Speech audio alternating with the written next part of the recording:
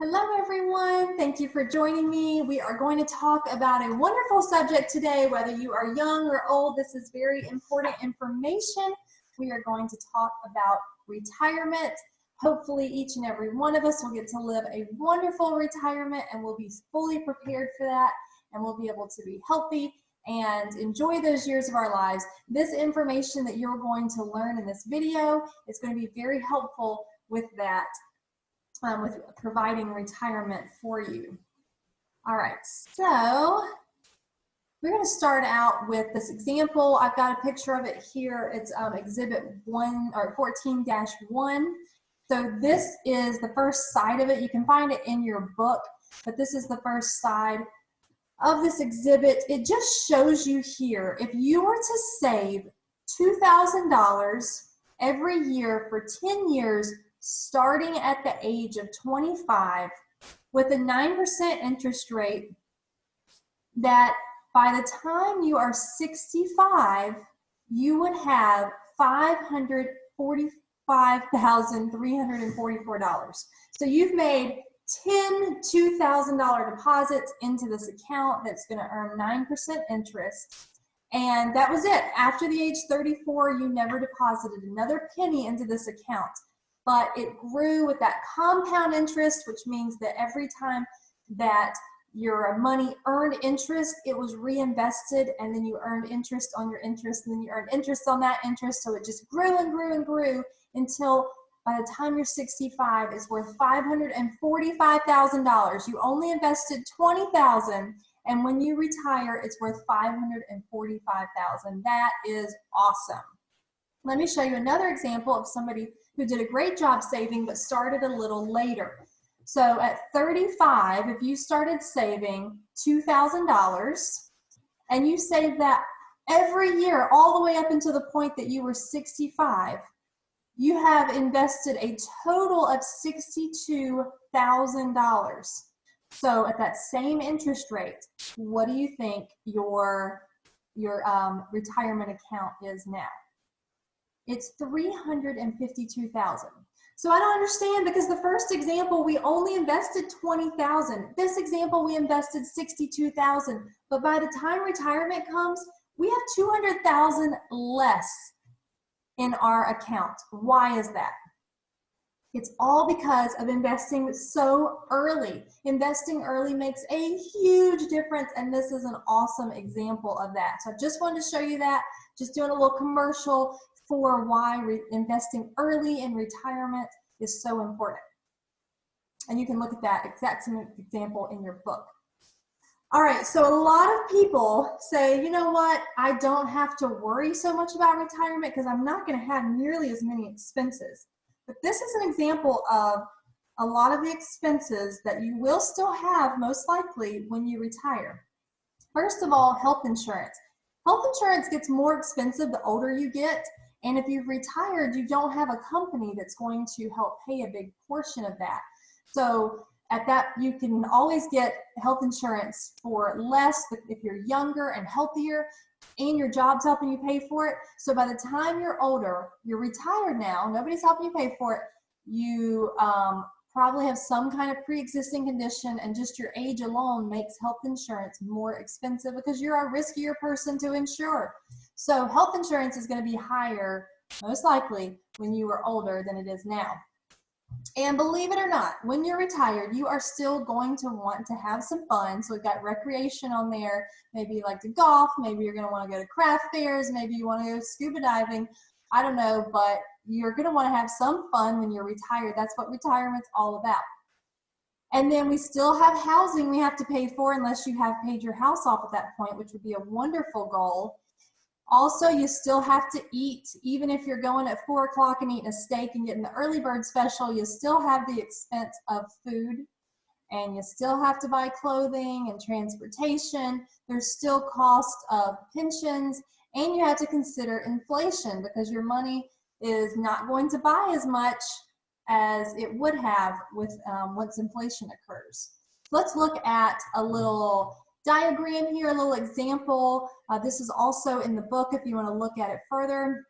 But this just shows between the ages of 65 and 74, and then again it shows at the age of 75 and older, the average amount that people have in income, the average amount they have in expenses, and then it breaks down those expenses. So if you see from ages 65 to 74, the average income is $52,000, not bad. So that's probably from different pensions and different retirement accounts, maybe some Social Security. And then the annual expenses are $48,000. So still a lot of expenses. And you can see the breakdown there. Like I said, there's housing, food, healthcare is a high number. And then if you look over at the column with age 75 and older, you'll see that the income is now lower than the average expenses. That's not a situation you want to be in ever, especially not when you're trying to live retirement. You know, you want to live your best time in retirement and you want to be able to travel, but just your basic expenses on average are more than the income. If that's not going to be you, because you're going to make better decisions, especially after finding out the information that I have to tell you today. So there's several different kinds of retirement accounts that we're going to cover. One of those is your employer's plans that they could offer. So we have a defined contribution plan. This is typically what we think of as a 401k. So it's an individual account for every employee, and there is no guarantee at what amount you're going to receive in the end when you retire. So in other words, you are putting your money into investments like the stock market, mutual funds, and you're hoping it will grow, but there's no guarantee as to how much it will be. Now, why is a 401k like the best retirement plan ever? Because hopefully you work for an employer that is going to match a percentage of your contributions. So a 401k means the employee is putting in a percentage of their paycheck, and the employer is, if they have it set up this way, most of them do, they are going to give a percentage of what you gave also. So let's say your employer says, we will pay up to half of 6%. So what that would mean is I've decided I'm going to give 6% of my paycheck. I'm going to put that in my 401k. And that means my employer will give up to half of that. So they're going to give another 3%. It's like getting a 3% raise. And if most of the time you set it up to where it is tax-free. So you invest before taxes. So I'm getting a 3% raise before taxes. That's pretty awesome. So if that was the plan, it was half of up to 6%, and you contributed 5%, then they would give you 2.5%, half of 5% as their contribution. Now, vesting is an important part of a 401k also, not just the percentage, but also how long it takes you to vest. And what that means is when it is the employee's right to receive some or all of the employer's contributions to that 401k. So some companies may say, after 2 years of working here, all of our contributions, all of the employer's contributions is now yours once you retire. Or they may have a policy of you have to work here for 5 years to get all of the money that we have contributed, but after 2 years you get 25%, and then after 3 years you get 50%, and at 4 years you get 75%. So you're still getting the amount that you contributed, and that's still invested, and you can go in and choose which accounts, how risky, which stocks you want to invest in. But then the vested part is the employer's contribution to that. So that's important to know too. How long do I have to stay with this company? And the idea is they want you to stay for longer, and the incentive is, hey, if you stay 5 years, you get all this money. So that is the point of doing that. All right, I don't know why the spacing on this turned out so weird, but that's okay. So the other type of employer plan is a defined benefit plan. This is where we do have a specific benefit amount that you're going to receive at retirement age, and that is based on your earnings. This is what we think of as a pension. So when you hear pension, which is very rare to get now, but that would be where the employer says, depending on how long you worked here and how much money you made while you were here, we're going to pay you X amount in retirement. So that's an awesome benefit if you do find a company that offers a pension. So both of these are just the best thing to take advantage of for your retirement. It's great because like that 401k, if you say, hey, put 6% of my paycheck in my 401k, that's it. You don't have to remember every month to transfer that money to an account. You don't have to get used to saving that amount. Instead, they're taking that amount out before you even see your paycheck. So that's really helpful for you to learn how to save or how to live off of 97% or 94% or whatever, depending on how much your paycheck you're getting after you contribute to the 401k. Let me know if you have any questions about that.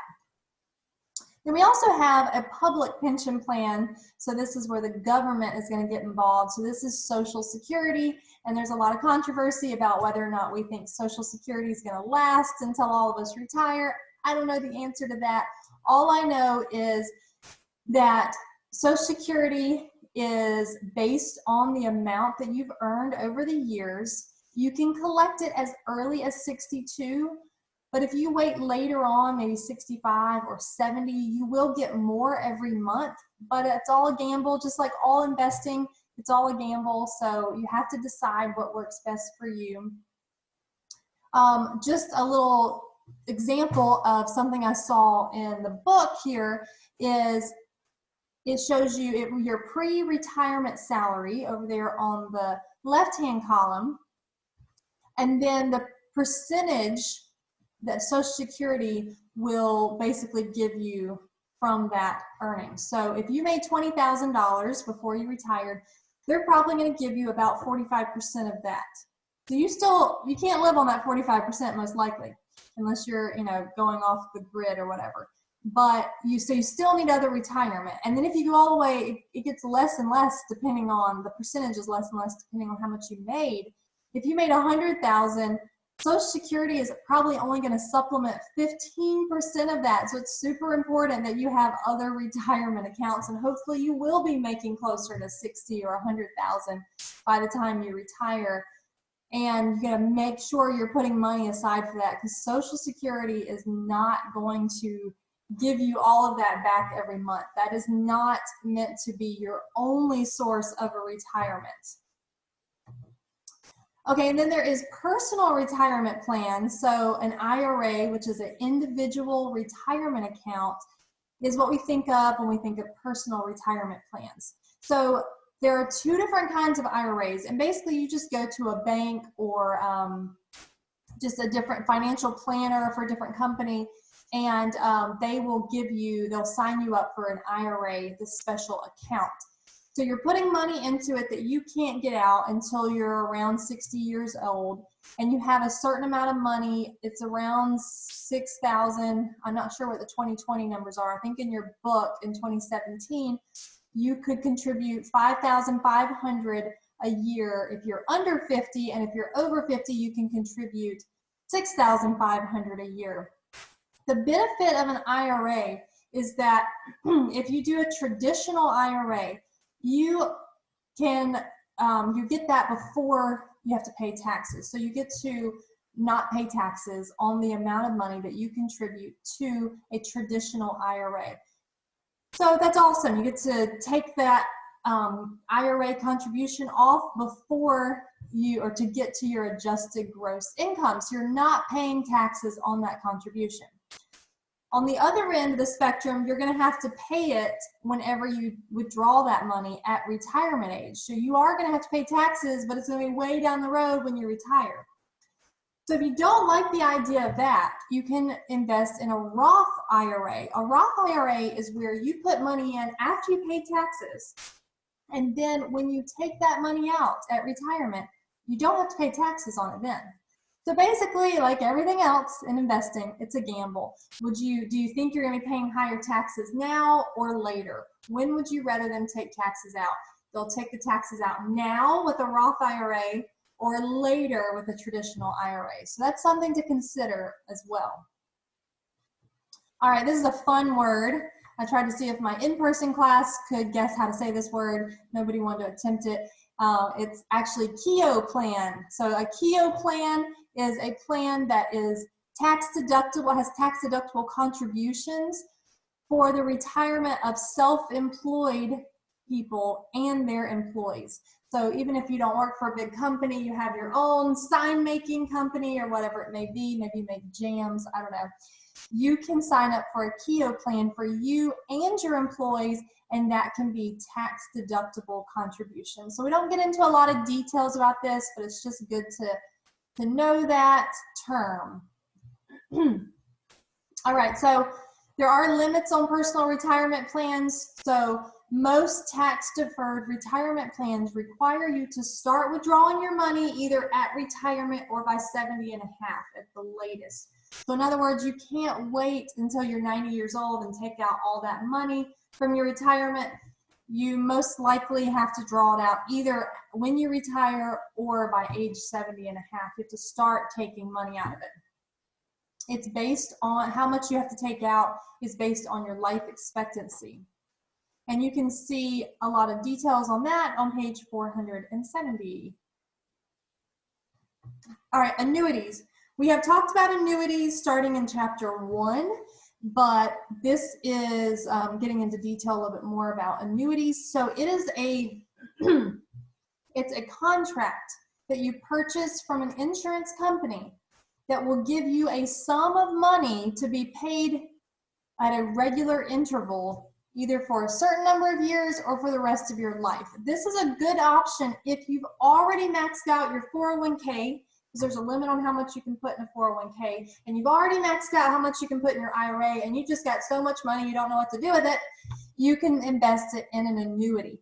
So you would go to an insurance company, maybe like Mutual of Omaha, something like that, and you give them, let's say, I've got $10,000 that I just want to put in this annuity. I'm 35 years old, I'm going to put $10,000 in it, and then starting at 65, I'm going to start taking, they're going to start giving me regular, the same amount of money at regular intervals, maybe every month, maybe every quarter, every year.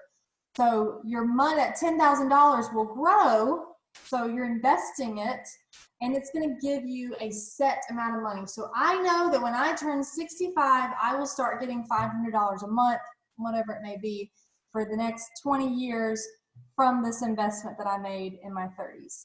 So that's what the idea of an annuity is. Again, if you have questions on that, please let me know. All right, dipping into your nest egg. So a nest egg, we're talking about your savings. So let's say you are drawing retirement, you've got your IRA, you've got your 401k, you've got an annuity, you have some income coming in from those things, but you also have this chunk of money sitting in the bank. At what point is it okay for me to start taking money out of there? This is going to help you to figure that out. So this little chart here that you can find in your book, it's going to be where you see the amount of money that's in your savings and you see the amount of years that you expect to be withdrawing that. That will tell you how much you can take out each month before you deplete that fund. So let's say we had $25,000 in savings and we are going to hopefully be able to take out money from it for the next 20 years. How much money can we take out of our savings every month if we take out a little bit each month for 20 years? So we have 25,000. So we look for 25,000 here in our nest egg, and 20 years, we come over to 20 years. That means we can take out $170 every month for 20 years before we deplete our nest egg. And this will show you the different years and the different amounts of money, but that's just an example. So that's helpful to know when and how much can I take out. Can I take out $500 a month? Can I take out $100? I have no idea. This chart really helps you out with that. All right, just a few more things. This is the really depressing slide. We're going to talk about estate planning. And estate is just a word for everything that you own. So an estate planning is the process of creating a detailed plan for managing your assets so you can make the most of them while you're alive and make sure that you are they're distributed wisely after your death.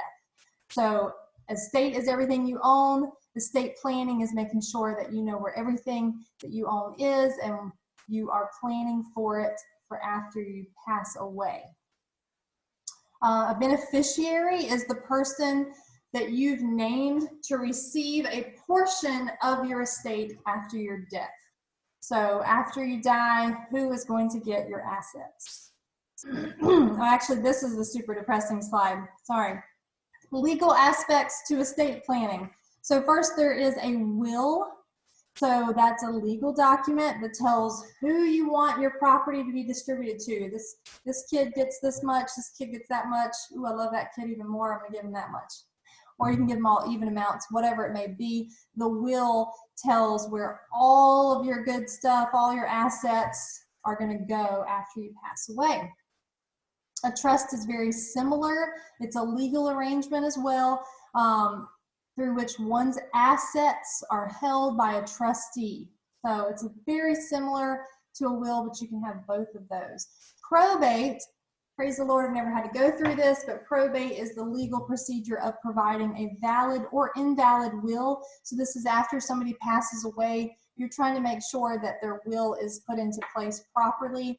The better, more legit will that you have, the easier probate will be for those after you pass away. All right, really depressing. You ready for this one? A living will is a document that states whether you want to be kept alive by artificial means if you become terminally ill or unable to make that decision. Yeah, that's not a fun conversation to have, but if anything ever happened to you that you're not able to make the decision, you can name somebody who would do that, and you can state in what circumstances would I want to be kept alive. You know, I mean, that's important information, but it's also difficult things to talk about and difficult things to plan for. All right, but we'll end on a happy note. We'll end with gift tax. So gift tax is a tax on the giver. So if I'm giving you money, then I would be the one to be taxed, actually, not you. You receive the money, but you are not being taxed. I am. So as of when this book was written, it was $14,000. A giver can give up to $14,000 without paying tax on the gift. I think it's $15,000 this year, but it will go up a little bit each year. But a gift giver can give up to $14,000 without being taxed. If you give anything over that, you're going to be taxed on it. The giver will be taxed on it. That gift of $14,000 or less can be given to multiple people. I can give every one of you $14,000. I'm not Oprah, so I'm not doing that. But I can give every one of you $14,000, and I don't have to pay any taxes on it, and neither do you.